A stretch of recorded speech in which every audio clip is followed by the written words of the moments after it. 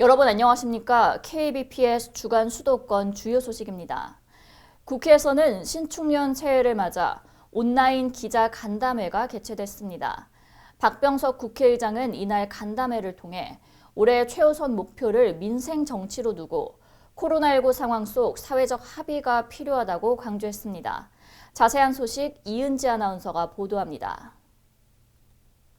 오늘 오전 10시 반 박병석 국회의장은 국회에서 모두 발언을 통해 비대면 신년 기자간담회를 개최했습니다. 이번 간담회는 최근 전국적으로 코로나19 확진자가 급증하고 있어 방역 준칙에 따라 비대면으로 진행됐으며 사전 신청을 받은 기자들에겐 직접 질의응답을 할 수 있는 시간이 주어졌습니다.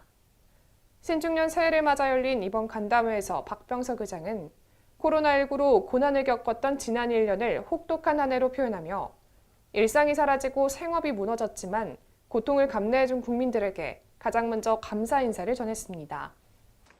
국회가 우리 국민 모두 위기의 강을 무사히 건너는 다리가 되어야 합니다. 미래에 대한 준비도 참으로 중요합니다. 코로나 팬데믹은 새로운 세상을 예고하고 있습니다. 우리가 올해를 어떻게 준비하느냐에 따라 대한민국의 미래, 우리 민족의 운명이 결정될 수도 있습니다. 올해가 운명을 가르는 분수령이 될 것이라는 각오를 다집시다. 우선 박병석 국회의장은 올해 최우선 목표는 민생 정치임을 강조했습니다. 국민 안전과 민생을 지켜내고 코로나19로 변화한 시대 속 사회적 합의가 필요하며 국익 중심의 초당적 외교에 나선다는 계획입니다. 박병석 의장은 올해 예정된 서울 부산시장 보궐선거와 대통령 선거 당내 경선 상황 속에서도 무엇보다 국민 안전과 민생을 최우선으로 할 것을 약속했습니다.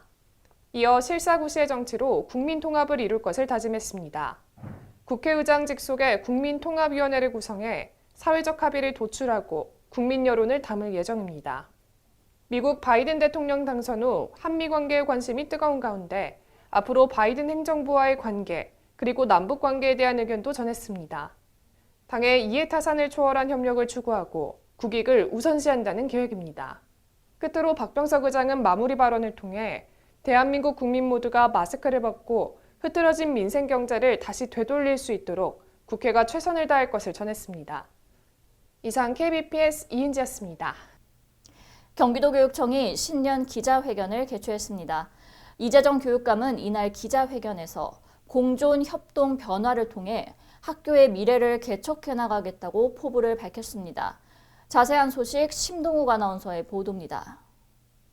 이재정 경기도 교육감이 6일 신년 기자회견을 온라인으로 개최했습니다. 이재정 교육감은 작년 코로나19로 혼란스럽던 교육 환경을 돌아보며 다가오는 사회 환경 변화에 따른 교육의 새로운 역할과 방향을 제시했습니다. 최근 대두되고 있는 기후변화 문제에 대해 단순한 과학적 접근이 아니라 사회적 접근이 필요하다며 구체적이고 체계적인 기후교육의 필요성을 강조했습니다.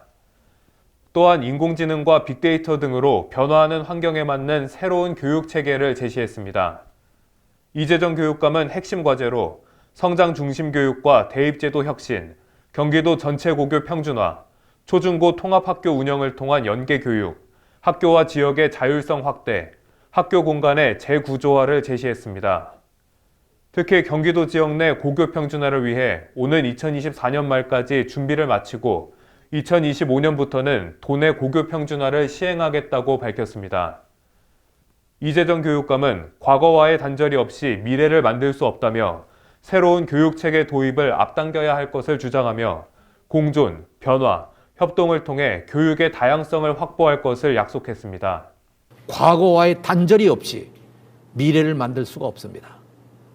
공존, 협동, 변화를 통해서 우리 아이들의 미래, 우리 학교의 미래가 새로운 미래로 열릴 수 있기를 간절히 기원해 마지 않습니다. 또한 경쟁 없는 성장 중심 교육과 절대평가로 학생들의 교육 동기를 활성화해야 한다며 앞으로의 교육과 평가는 입시를 위한 준비가 아닌 마음껏 탐색하고 도전하는 준비 과정이 돼야 한다고 말했습니다. 지금까지 KBPS 심동욱입니다. 은수미 성남시장이 최근 내린 폭설로 제설 작업이 한창인 관내 지역들을 방문했습니다. 성남시는 한파 대응 TF팀을 꾸리고 전 직원의 비상 근무 체계를 유지했다고 밝혔습니다. 김수아 아나운서의 보도입니다.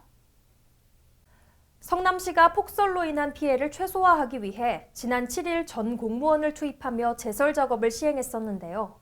오늘은 한파로 도로가 오는 것을 막기 위해 밤샘 제설 작업이 이루어졌고 이 덕분인지 오늘 7시 기준 다행히 교통대란과 사고는 없었습니다. 6일에 내린 폭설로 인한 성남시의 제설 작업은 8일 오늘 새벽까지 이어졌습니다. 시는 새벽 3시 30분부터 제설 장비 140대, 570여 명의 인력을 투입해 성남대로, 남한산성로 등 전체 75개 노선에 염화칼슘 1,500톤을 살포하고 잔설을 제거했습니다. 이러한 조치로 인해 출근길 교통대란과 사고는 없었습니다. 시는 6일 대설주의보와 한파경보가 발표된 후 저녁 7시부터 한파대응 TF를 꾸리고 전 직원 비상근무 체계를 유지했습니다.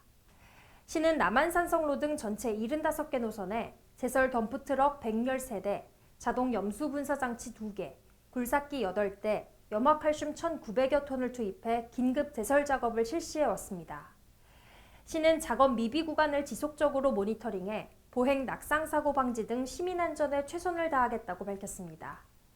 은수미 성남시장은 지난 7일 태평 오거리, 태평동 골목길, 성남시 의료원, 단대 쇼핑 앞 제설 작업 현장을 방문해 현장을 점검했습니다. 시 관계자는 효율적인 제설 작업을 위해 염화칼슘 살포기 등 25톤 대용량 제설기 12대를 추가로 확충할 계획이라고 말했습니다. 지금까지 KBPS 김수아입니다. 남양주시가 노후 자동차의 운행을 제한한다고 밝혔습니다. 바로 미세먼지 계절 관리제 때문인데요. 저감 장치를 부착하지 않은 차량은 적발 시 하루 10만 원의 과태료가 부과됩니다. 자세한 소식 김수아 아나운서가 보도합니다. 미세먼지 농도는 겨울철인 12월에서 3월에 그 어느 때보다 높은 것으로 알려져 있습니다.